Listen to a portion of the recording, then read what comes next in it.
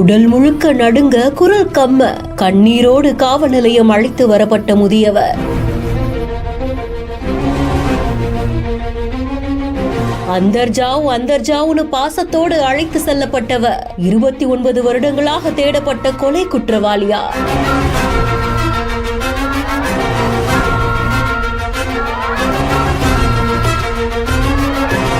தலைமறைவாக இருந்தவரை பீகார் வரை சென்று தட்டி தூக்கியது எப்படி?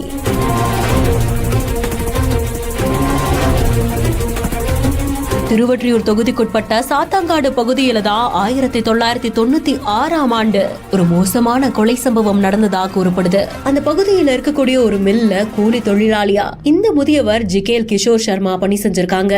அவர் கூடவே 35 வயதான நபரும் வேலை செய்திருக்காங்களாம். இந்த நிலையில தான் பக்கிங்ஹாம் கேனல் பகுதியில இவங்க மது அருந்த போது வாக்குவாதம் ஏற்பட்டு அதுல ஜிகேல் கிஷோர் சர்மா கொலை செய்ததா கூறப்படுது. கால்வாயில உடல் மிதக்கிறத பார்த்து அடையாளம் காணப்பட்டு 2 நாட்கள் கிஷோர போலீசார் கைது செய்து நீதிமன்றத்தில் ஆஜர்படுத்தி சிறையில் அடைத்ததாகவும் தகவல் வெளியாகி இருக்கு. ஆனா 45 நாட்களுக்கு அப்புறமா ஜாமீன்ல வெளிவந்தவர் தலைமறைவானதாகவே கூறப்படுது.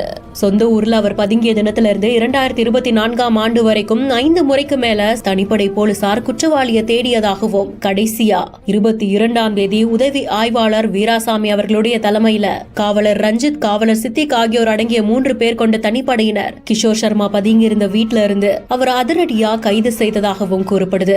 ரயில் மூலமா அழைத்து வரப்பட்ட குற்றவாளி காவல் நிலையத்துக்கு அழைத்து வரப்படும் பொழுதுதான் அவர் பயந்து நடுங்கிறதும் போலீசார் அவர் ஆசுவாசப்படுத்தக்கூடிய காட்சிகளும் வெளியாகி இருக்கு. கிஷோர் சர்மா இருந்த வீட்டை சுற்றி பான்பராக் புகையிலையுடைய அந்த கரையிருப்பு தான் அவரை பிடிக்கிறதுக்கு பெரிய துப்பா இருந்ததாகவும் கூறப்படுது. இதை தொடர்ந்து அந்த கொலை குற்றவாளி புழல் சிறையிலையும் அடைக்கப்பட்டதாக கூறப்படுது.